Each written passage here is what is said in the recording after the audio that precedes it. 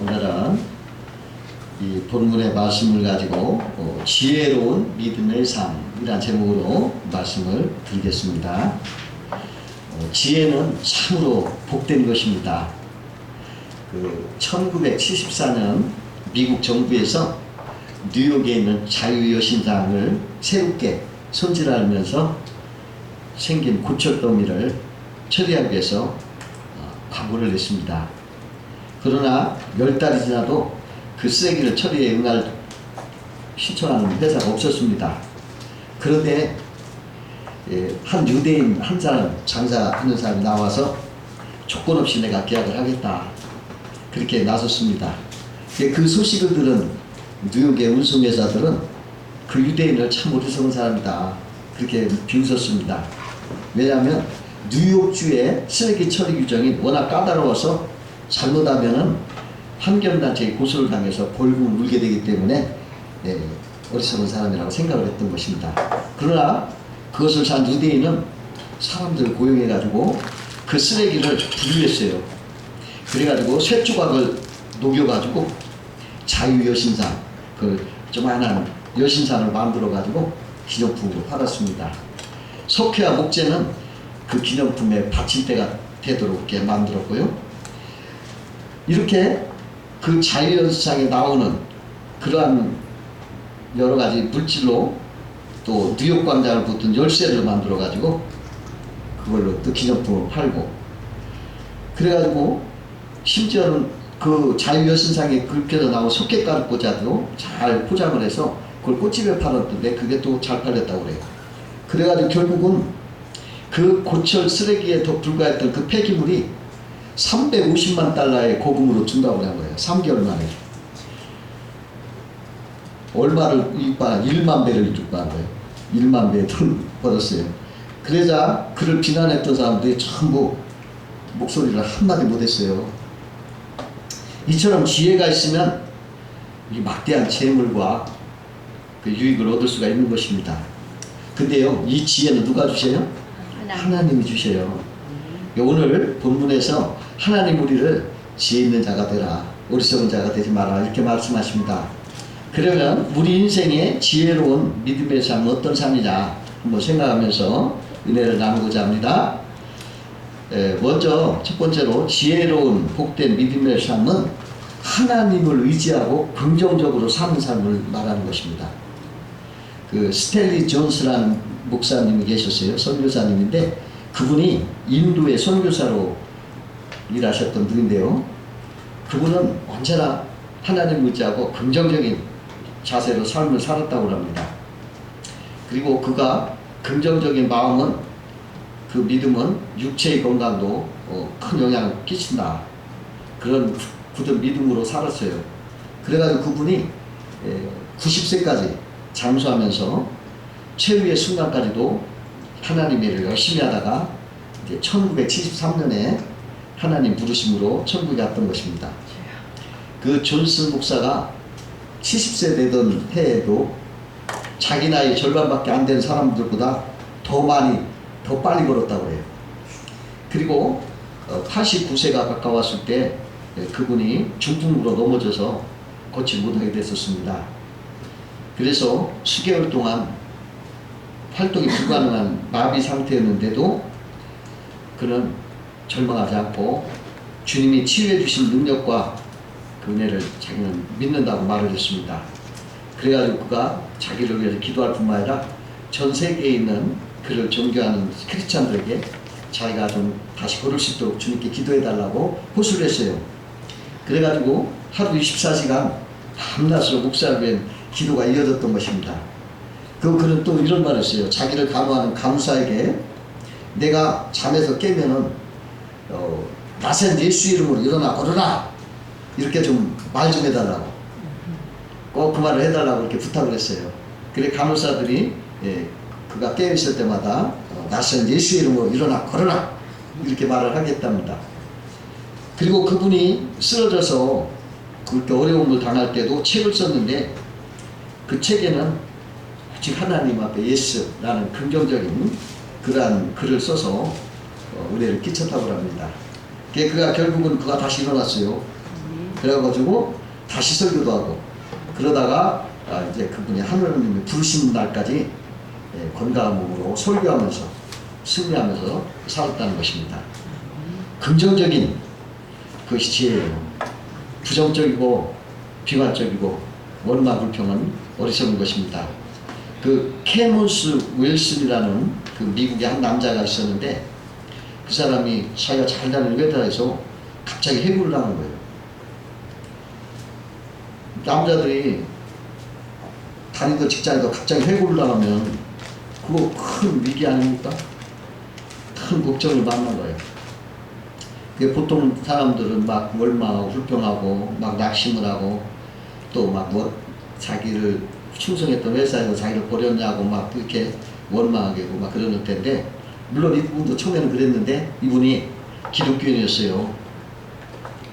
그래가지고 그분은 그렇게 절망하고 낭망하는 대신에 그 해고 통지서를 앞에다 놓고 기도를 했습니다. 하나님, 내가 이렇게 해고를 당했는데 이게 무슨 뜻입니까? 그리고서 제가 앞으로 어떻게 해야 되겠습니까? 하나님 앞에 기도를 했어요. 하나님 의지하고 기도했는데 하나님께서 야, 너 저기 여관 사역을 해라. 잠자는 여관 사업을 해라. 사람들이 편안하게 쉴 수 있는 여관을 만들어 보아라. 그런 감동을 받은 거예요. 그래서 그가 그 감동에 순종해서 아주 작지만 깨끗한 여관을 만들었어요. 그리고 오는 손님들마다 아주 편안하게 깨끗하게 이렇게 대접을 했는데 얼마나 손님이 많이 오는지 그것 때문에 돈을 크게 벌었다고 합니다. 그래가지고 그가 여관수를 점점 늘렸는데 그분이 그렇게 늘리면서 전 세계에 수많은 호텔을 가지게 되는 재벌이 됐어요. 그 호텔 이름이 바로 홀리데이 호텔입니다. 케몬스 월스는 인생의 위기 앞에서도 하나님을 의지하고 기도하다가 긍정적으로 그러한 사업을 해서 오히려 해고 때문에 더 큰 축복을 받았던 것을 볼 수가 있습니다. 어떤 남자가 사업을 하다가 실패를 해가지고 시대에 빠져서 공원 벤치에 이렇게 앉아있는데 어떤 한 소년이 공놀이를 하는데 공을 위에다 던지고 받고 공을 하늘 높이 던지고서 받고 그래요. 그래서 사내가 야 그게 무슨 놀이냐 그러고 물었더니 그 어린 소년이 하나님과 나 공놀이하고 있어요. 내가 공중으로 하나님 앞에 던지면 하나님이 그걸 받아 다시 내게 던져주세요. 아니 소년의 순진무구한 긍정적인 답변에 그가 자기 자신 어린 시절 떠오른 거예요. 아 나도 한때는 저 소년처럼 그렇게 순진했었다.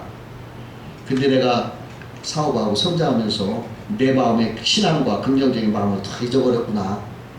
그래가지고 자기 죄를 거기서 고백을 하고 다시 이제 하나님을 의지하면서 잘 해보자고 긍정적으로 생각하면서 사업을 시작해서 크게 성공을 했다고 합니다.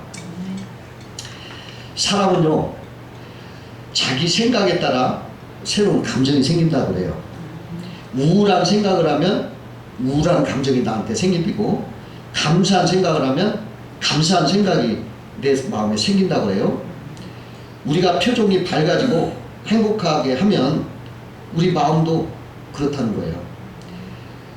그러므로 내 속에 어떤 생각을 갖느냐 그게 굉장히 중요하다는 거예요.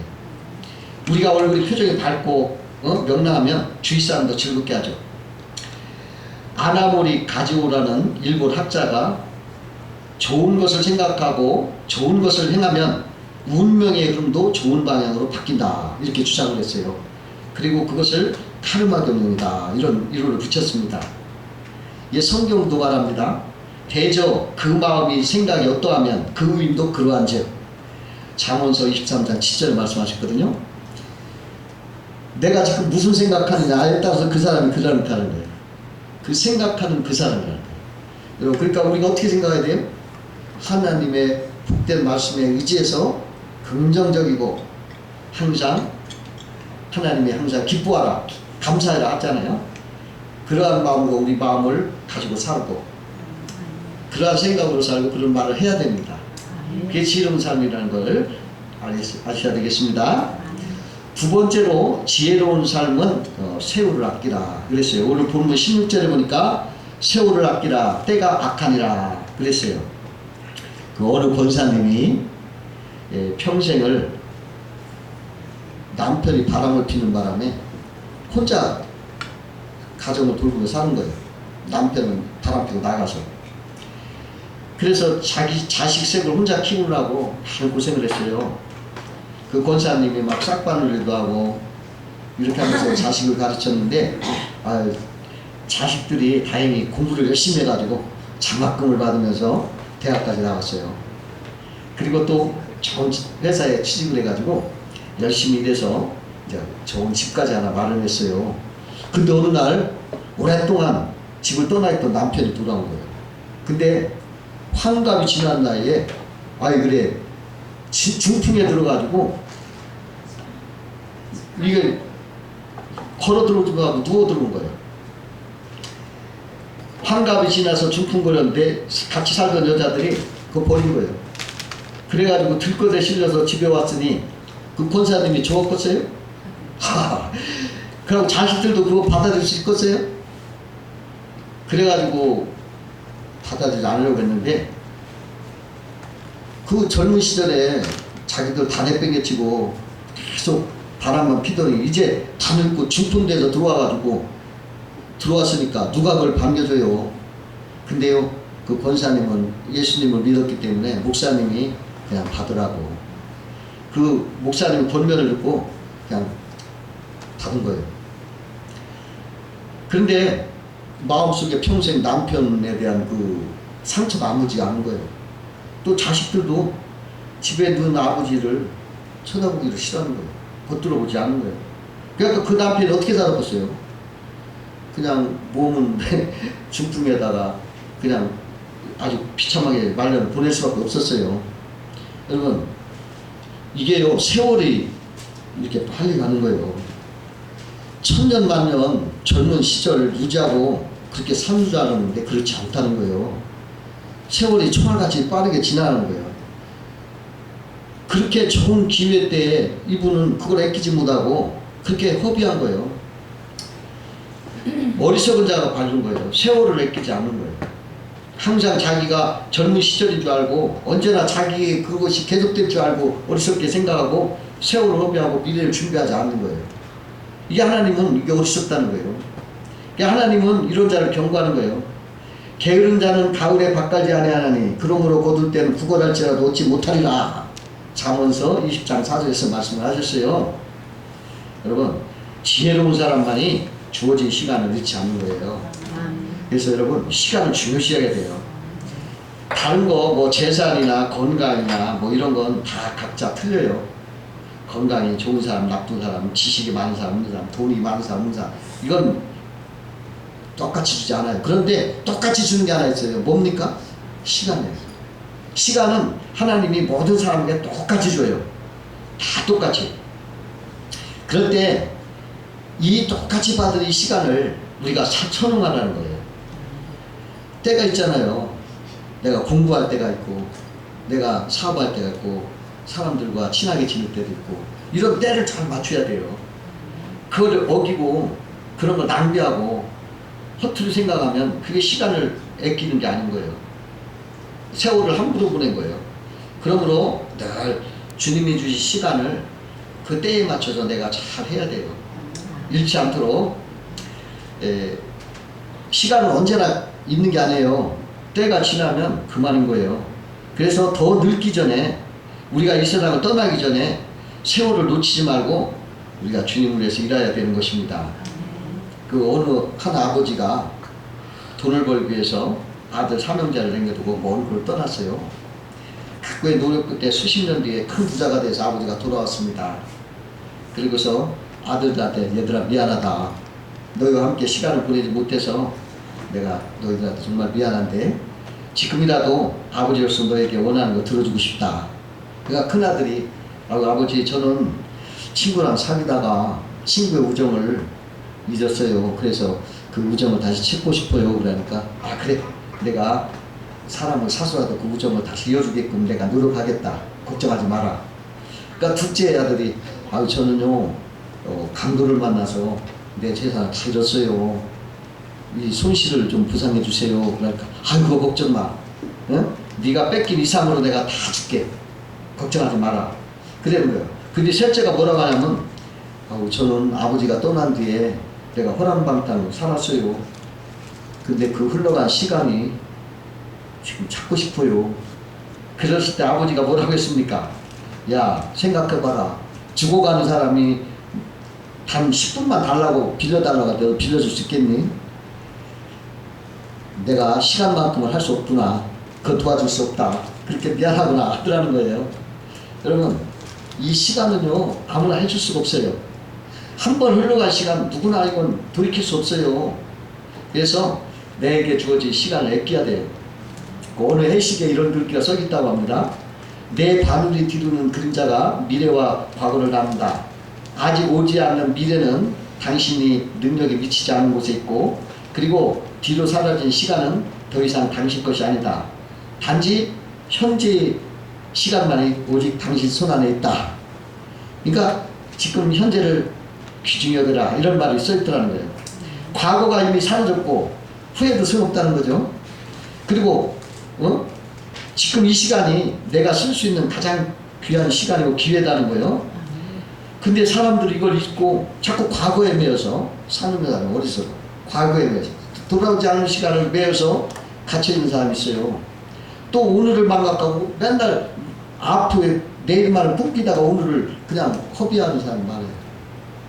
오늘 내가 준비하고 오늘 내가 은혜 받아야 미래가 열리겠잖아요. 근데 오늘은 허투루게 보내면서 미래 장밋빛 환상에 젖으신 것도 낭비예요. 그 미국 국무장관이었던 그 미국의 외교의 새로운 장을 열었던 정치가 슈어드라는 분이 미국 국무장관 있을 때 그분이 지금 알래스카 미국 영토죠. 그것이 원래 러시아 거였어요. 근데 그걸 샀습니다. 그걸 얼마 주고 샀냐면 720만 불에 샀어요. 그래서 그 워싱턴에서 그 러시아 공사랑 같이 계약을 할 때 720만 불로 매입하기로 언약을 하고 이 시워드가 오늘 합시다 그러는 거예요. 그러니까 그 러시아 공사가 이건 하긴 한데 내일로 합시다 그렇게 말하는 거예요. 뭐 불만 있어서가 아니라 내일 하자고. 그러니까 시워드가 아니 왜 내일 합니까? 그 못하러 쓸데없이 시간을 낭비합니까? 오늘 합시다.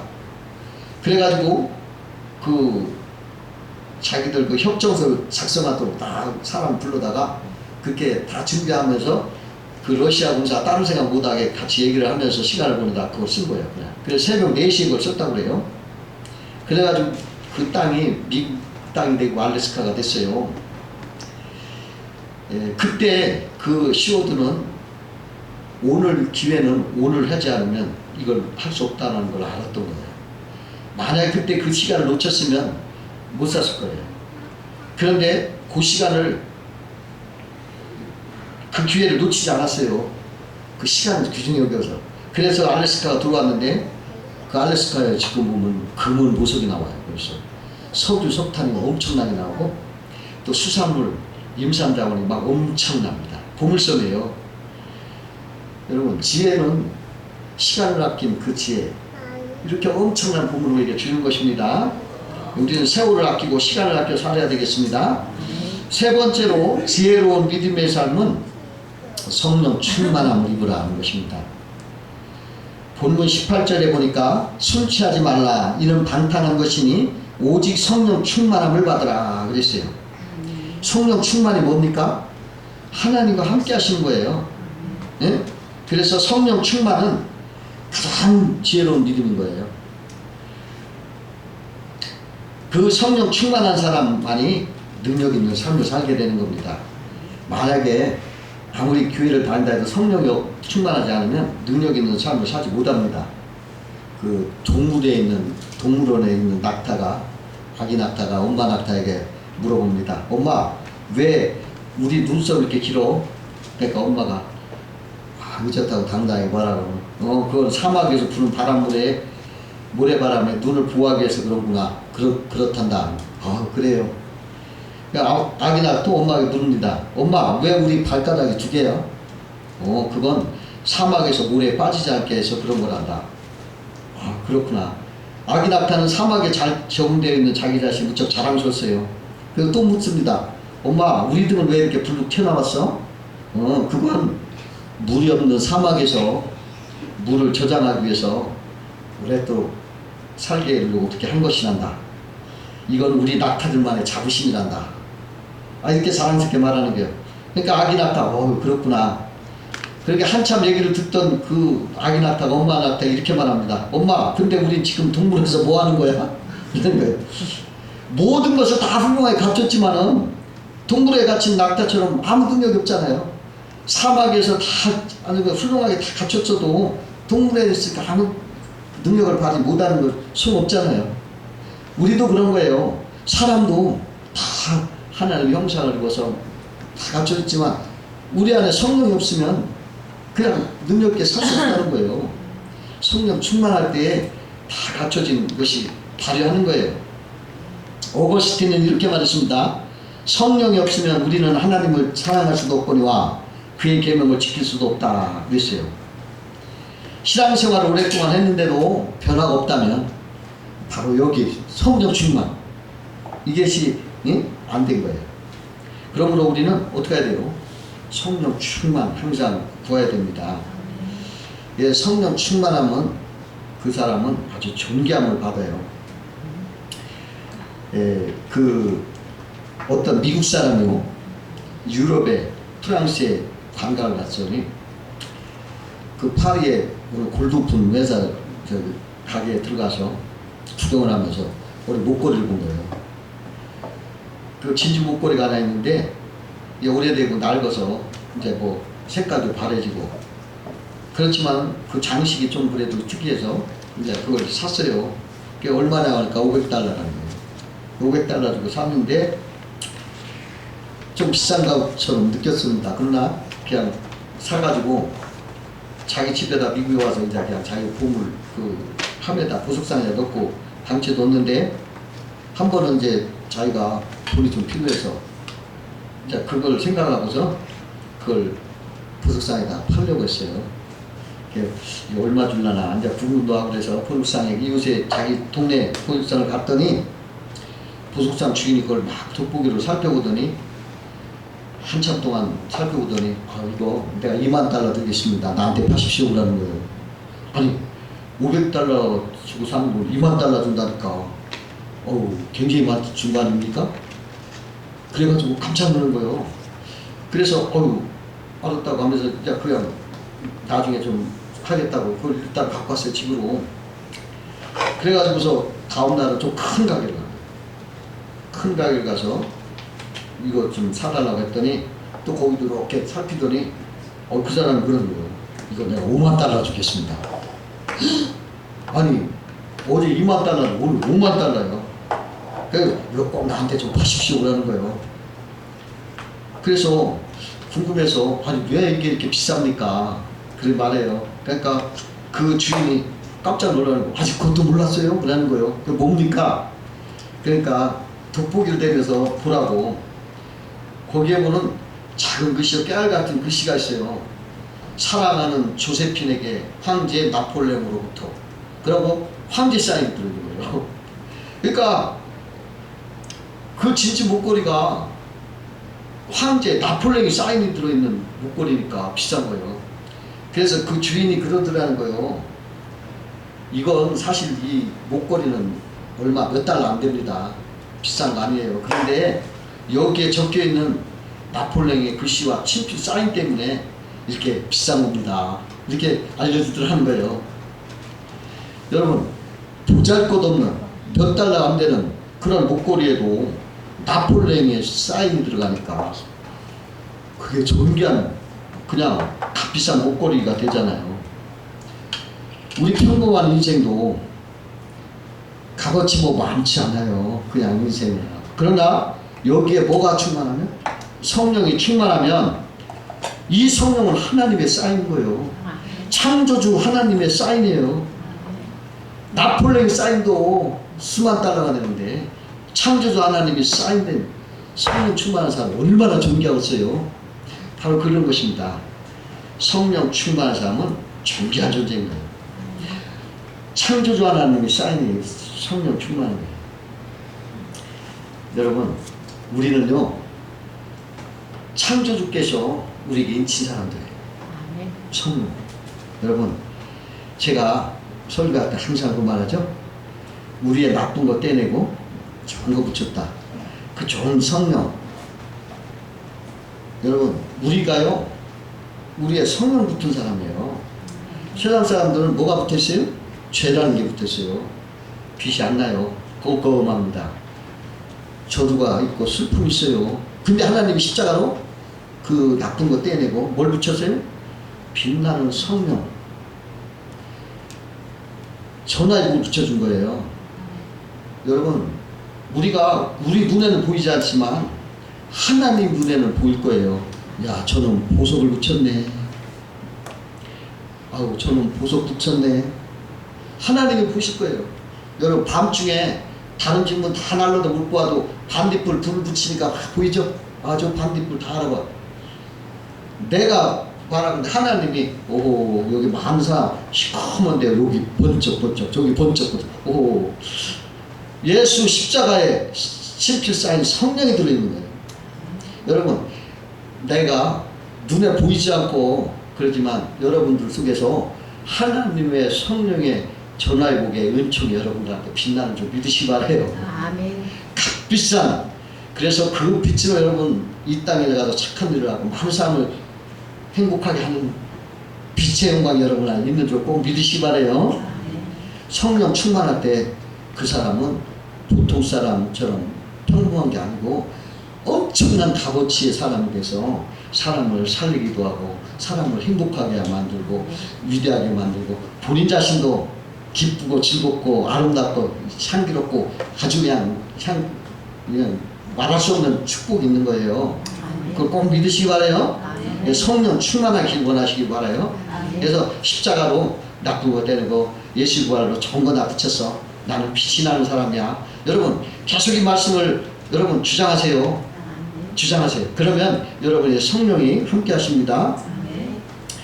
성령 충만한 사람만이 놀라운 일을 범하는데 할 수 있는데, 독일의 마르틴 루터를 보세요. 성령을 받으니까 종교개혁을 이뤘어요. 중세 역사를 확 바꾸는 사람, 한 사람이 17세기 영국에요, 이 심각한 위기가 있었어요. 산업혁명 겪은 후에 극도로 사회가 혼란해져가지고 정신적으로 퇴폐하고 향락주의가 막 팽배하고 감옥마다 사람이 꽉 차서 감옥이 들어갈 자리가 없을 정도로 그렇게 타락하고 가치관이 상실됐을 때 누가 나타났냐? 성령 충만한 존 웨슬리가 그 나라 영국을 바꿨어요. 그래가지고 그 영국이 지금은 세계에서 가장 신사의 나라요. 정치제도가 발달되고 올바른 나라로 선진국가로 된 거예요. 해가 지지 않는 영국이 된 거예요. 근데 지금은 기독교를 떠나니까 지금 또 영국이 어두워지잖아요. 성령 충만하지 않으면 그런 거예요.